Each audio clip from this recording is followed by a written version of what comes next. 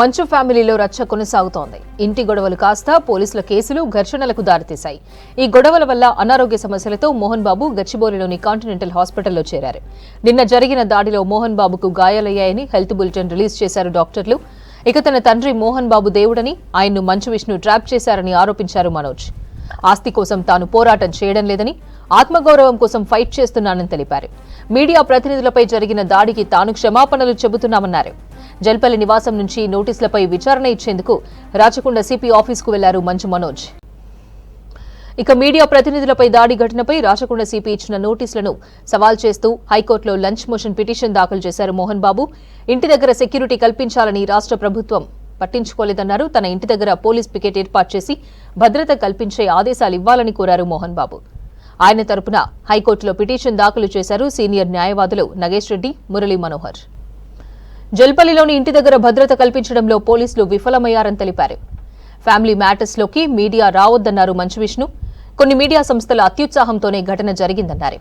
తన తండ్రి మోహన్ బాబు ఉద్దేశపూర్వకంగా దాడి చేయలేదని, ఏమైనా తప్పు జరిగి ఉంటే క్షమించాలన్నారు. ఇప్పటికే బాధితుడి ఫ్యామిలీతో మాట్లాడానని తెలిపారు మంచు విష్ణు. మీడియా ప్రతినిధిపై మోహన్ బాబు చేసిన దాడులను వ్యతిరేకిస్తూ ఫిలింనగర్లోని ఫిలిం ఛాంబర్ ముందు నిరసన చేపట్టారు జర్నలిస్టులు. మోహన్ బాబు బహిరంగంగా క్షమాపణలు చెప్పాలని డిమాండ్ చేశారు.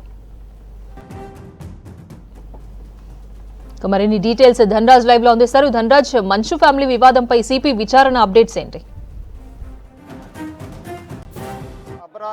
మనం చూస్తున్నాం, ప్రస్తుతం రాచకొండ పోలీస్ కమిషనరేట్ వద్ద ఉన్నాము. అయితే సుమారుగా గంటకు పైగా కూడా రాచకొండ పోలీస్ కమిషనరేట్ ముందు విచారణకు మంచు మనోజ్ హాజరయ్యారు. అయితే ఈ విచారణలో చూసినట్టయితే గొడవకు సంబంధించి నిన్న జరిగినటువంటి రాత్రి గొడవ కావచ్చు, అదేవిధంగా మంచు మోహన్ బాబు అదేవిధంగా తన సోదరుడైనటువంటి మంచు విష్ణుకు మధ్య జరిగినటువంటి గొడవకు సంబంధించిన వివరణ పైన కూడా ఇప్పటికే పోలీస్ కమిషనర్ అయినటువంటి సుధీర్ బాబు నేతృత్వంలో విచారణకు పిలిచారు.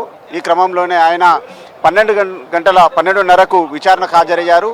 అయితే పోలీసులు అడిగినటువంటి ఏదైతే అక్కడ ఉన్నటువంటి శాంతి భద్రతలకు విఘాతం కలిగించారు, దాంతో పాటుగాను అక్కడ ఉన్నటువంటి జర్నలిస్టులపై జరిగినటువంటి దాడితో పాటుగాను అదేవిధంగా బౌన్సర్లను కూడా పెట్టుకొని మొత్తానికి అలజడి సృష్టించారు. కాబట్టి దానిపైన కూడా వివరణ అడిగారు. ఈ క్రమంలోనే సిపి గారు ఏదైతే దర్యాప్తు సంబంధించినటువంటి బృందం అడిగినటువంటి ప్రశ్నలన్నింటికి తాను సమాధానం చెప్పాను. అయితే ఈ సాయంత్రంలోగా కూడా మొత్తం ఏదైతే తమ ఫ్యామిలీకి సంబంధించిన మ్యాటర్ గొడవలు ఏవైతే ఉన్నాయో ఆ వివాదాలన్నీ కూడా వాటికి అన్నిటి కూడా పులి స్టాప్ పడే అవకాశం ఉందంటూ కూడా మంచు మనోజ్ చెప్పడం జరిగింది. అదేవిధంగా ఓ వైపున చూసినట్టయితే తన తండ్రికి గాయాలయ్యాయి, మరోవైపున చూసినట్టయితే తన తల్లి కూడా ఆ పరిస్థితి, ఆమె హాస్పిటల్లో ట్రీట్మెంట్ పొందుతుందనే విషయం తెలుసుకొని తాను కూడా చాలా వరకు కలత చెందానని కూడా ఆయన మీడియాతో చెప్పడం జరిగింది. అదేవిధంగా సాయంత్రం వరకు మరోవైపున చూసినట్టయితే మీడియాకు సంబంధించినటువంటి సమావేశం ఉంటుందా అని అడిగినటువంటి క్రమంలో మీడియాకు సంబంధించినటువంటి సమావేశము ఉండదని మరి ఆయన చెప్పడం జరిగింది. ఇక మరోవైపున చూసినట్టయితే పోలీస్ కమిషనరేట్ అంటే రాచకొండ పోలీస్ కమిషనరేట్కి చూసినట్టయితే ముగ్గురికి కూడా మంచు మోహన్ బాబు అదేవిధంగా మంచు విష్ణుతో పాటుగాను మంచు మనోజ్ ముగ్గురికి కూడా ఇటు రాచకొండ పోలీస్ కమిషనర్ సుధీర్ బాబు విడివిడిగా ముగ్గురికి నోటీసులు జారీ చేశారు. విచారణకు 10:30 గంటలకు హాజరు కావాలని ఆదేశించినటువంటి క్రమంలోనే మంచు మనోజ్ మాత్రం విచారణకు హాజరయ్యారు. మొత్తం ఆయన ఇచ్చినటువంటి స్టేట్మెంట్ను కూడా పోలీసులు రికార్డ్ చేసుకుని ఉన్నారు.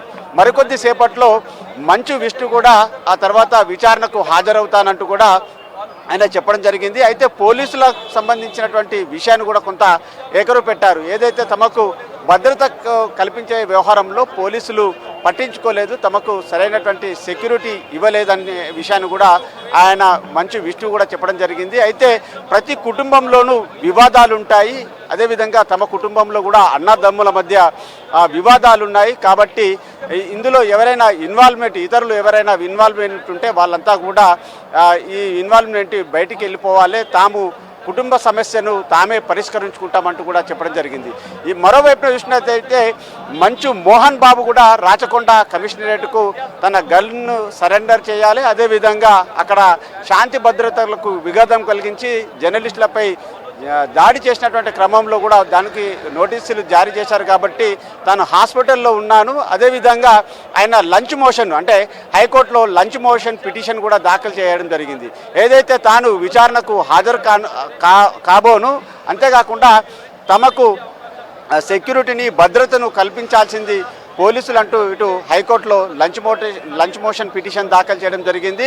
అయితే పోలీసులు సరైన విధంగా పికెట్ నిర్వహించలేదు, భద్రతను కల్పించలేదు. తాము కోరినప్పటికీ కూడా భద్రత కల్పించడంలో పోలీసులే వైఫల్యం చెందారంటూ కూడా ఇటు ఆయన లంచ్ మోషన్ పిటిషన్లో ఆ విషయాన్ని కూడా ప్రధానంగా ప్రస్తావించడం జరిగింది. అయితే మరి హైకోర్టు ఏ మేరకు మరి మంచు మోహన్ బాబు విచారణకు హాజరు కావాలని ఆదేశిస్తుందా, లేకుంటే మరి పోలీసులు మంచు మోహన్ బాబు జల్పల్లిలో ఉంటున్నటువంటి ఇంటికి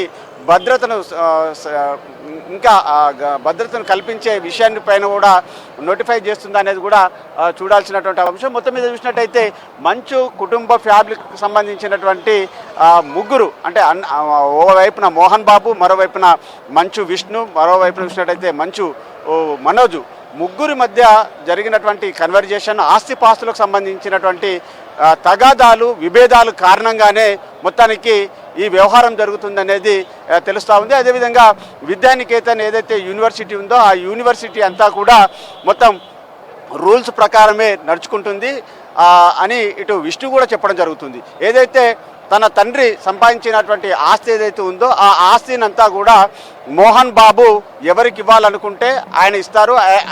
ఆస్తి పాస్తులన్నీ కూడా మొత్తం ఆయన కష్టార్జితం కాబట్టి కుటుంబంలో ఎవరెవరికి ఇవ్వాలనేది ఆయన ఇష్ట ప్రకారమే నడుచుకుంటారు. అదేవిధంగా ఆయన ఆదేశించిన మేరకు మాత్రమే తాము నడుచుకుంటానని విష్ణు చెప్పడం జరుగుతూ ఉంది. అదేవిధంగా అన్నదమ్ముల మధ్య గొడవ అనేది చాలా వరకు పరిపాటి. ప్రతి కుటుంబంలోనూ అన్నదమ్ముల మధ్య విభేదాలు ఉంటాయి. పాస్తులకు సంబంధించినటువంటి పంపకాల్లో కూడా విభేదాలు మాత్రం ఉంటాయి కాబట్టి ఇందులో ఇతరులకు సంబంధించిన వ్యక్తులు జోక్యం చేసుకోవద్దంటూ కూడా ఆయన వినతి వ్యక్తం చేయడం జరిగింది. ఒక విజ్ఞప్తిని కూడా వ్యక్తం చేశారు. అదేవిధంగా జర్నలిస్ట్ పైన జరిగినటువంటి దాడి అనుకోకుండా జరిగింది, దానికి కూడా తాము చింతిస్తున్నామంటూ కూడా ఆయన కండెమ్ చేశాడు. మొత్తం మీద చూసినట్టయితే జర్నలిస్టుల పైన కూడా ఎవరిపైన కూడా తమ కుటుంబం చాలా వరకు ఎలా వ్యవహరిస్తుందో 3 తరాలు అంటే 3 దశాబ్దాల నుంచి కూడా చూస్తుంది కాబట్టి తమకు సంబంధించినటువంటి అంటే ఎవరిని వ్యక్తిగతంగా ఎవరిపైన దాడి చేయాలనే ఉద్దేశం లేదంటూ కూడా ఇటు మంచు విష్ణు చెప్పడం జరిగింది. అయితే ప్రస్తుతం చూసినట్టయితే ఆయన మంచు మోహన్ బాబు ఆయన నిన్న జరిగినటువంటి తోపులాటలో ఆయనకు కూడా గాయాలవ్వడం, అదేవిధంగా బీపీకి సంబంధించినటువంటి ఫ్లక్చుయేషన్స్ కూడా కొంత పడిపోవడంతో ఆయన ఓ ప్రైవేట్ హాస్పిటల్లో ట్రీట్మెంట్ పొందుతున్నారు కాబట్టి ఆయన విచారణకు హాజరు కాబోనంటూ కూడా చెప్పడం జరిగింది. మొత్తం మీద చూసినట్టయితే కొన్ని అంశాలు కూడా మనకు అందుతున్నాయి. అయితే తమకు న్యాయం జరుగుతుందని పోలీసు వ్యవస్థ పైన కూడా నమ్మకం ఉందంటూ కూడా ఇటు మంచు మనోజు కూడా చెప్పడం జరిగింది. అయితే మంచు మనోజు చాలా ప్రధానంగా కొన్ని విషయాలను వాళ్ళు ఏకరు పెట్టడం జరిగింది. అయితే పోలీసు వారు నాకు హామీ ఇచ్చారు, మేమందరము సామరస్యంగా సమస్యను పరిష్కరించుకుంటాము, ఎక్కువగా మా ఇంటికి సంబంధించినటువంటి పబ్లిక్ గ్యాదరింగ్ ఉండొద్దని పోలీసులు సూచించారు. సమస్య పరిష్కారం అయ్యే వరకు కూడా తామంతా అందరికీ సంతోషంగా ఉండేందుకు తాము అన్న విష్ణుతో ప్రోద్బలంతో ఇదంతా జరుగుతుందని మాత్రం తాను భావిస్తున్నానని చెప్పడం జరిగింది. మా అమ్మ హాస్పిటల్లో అడ్మిట్ అయ్యారనే వార్త నన్ను చాలా వరకు అది అవాస్తవమని కూడా ఆయన మంచు మనోజ్ కొట్టిపారేయడం జరుగుతుంది. చంద్రగిరి పేద ప్రజల కోసం నేను పోరాడుతున్నానని కూడా, అదేవిధంగా వినయ్ అనే వ్యక్తి విద్యానికేతన్ సంస్థలో అక్రమాలు చేస్తున్నాడనే విషయాన్ని కూడా ఇటు రాచకొండ పోలీస్ కమిషనర్కు చెప్పినట్లుగా మంచు మనోజు సారాంశం కూడా మనకు అందుతుంది. నేను మా నాన్నకు చెబుతున్నా పట్టించుకోవడం లేదు, నాన్న ఈ విషయాలన్నీ కూడా తెలియకుండానే నా పైన ఫిర్యాదు చేశారు. విజయ్ కిరణ్ అనే వ్యక్తులను కూడా పోలీసులు దర్యాప్తు చేస్తున్నారు. మొత్తం ఇదంతా కూడా వినయ్ ప్రోద్బలంతో తమ కుటుంబంలో పొరపొచ్చాలు వచ్చాయి, అదేవిధంగా విభేదాలు రావడం జరిగిందనేది విషయం చెప్తున్నారు. విద్యానికేతన్లో జరుగుతున్న అవినీతి అక్రమాలను తాను బయట పెడుతున్నప్పటికే తనపైన కూడా కక్ష పెంచుకున్నారనే విషయాన్ని కూడా మంచు మనోజు ఇటు పోలీసుల ముందు తన స్టేట్మెంట్ను కూడా ఇవ్వడం జరిగింది. మరోవైపున చూసినట్టయితే ముగ్గురు అంటే మోహన్ బాబు, అదేవిధంగా విష్ణు తన అన్నకు, అదేవిధంగా తనకు అంటే మనోజ్కు ముగ్గురు ఆస్తి పంపకాల వ్యవహారంలో వినయ్ వ్యవహారము జోక్యము కూడా ఎక్కువగా ఆయన ఇన్వాల్వ్మెంట్ తోటే తనపైన బౌన్సర్లతోటి దాడికి పాల్పడ్డారు. ఆ దాడికి సంబంధించినటువంటి వ్యవహారంలో అక్కడ ఉన్నటువంటి సీసీ కెమెరా ఫుటేజ్ కూడా పూర్తిగా మాయం చేసి సాక్ష్యాధారాలన్నింటిని కూడా పూర్తిగా చెరిపేశారనే విషయాన్ని ఇటు రాచకొండ పోలీస్ కమిషనర్ ముందు కూడా మొత్తం మనోజ్ స్టేట్మెంట్ ఇవ్వడం జరిగింది. ఈ అంశాలన్నింటిని కూడా పోలీస్ కమిషనర్ ముందు మంచు మనోజ్ వచ్చి తమ విషయాలన్నీ కూడా వెల్లడించారు.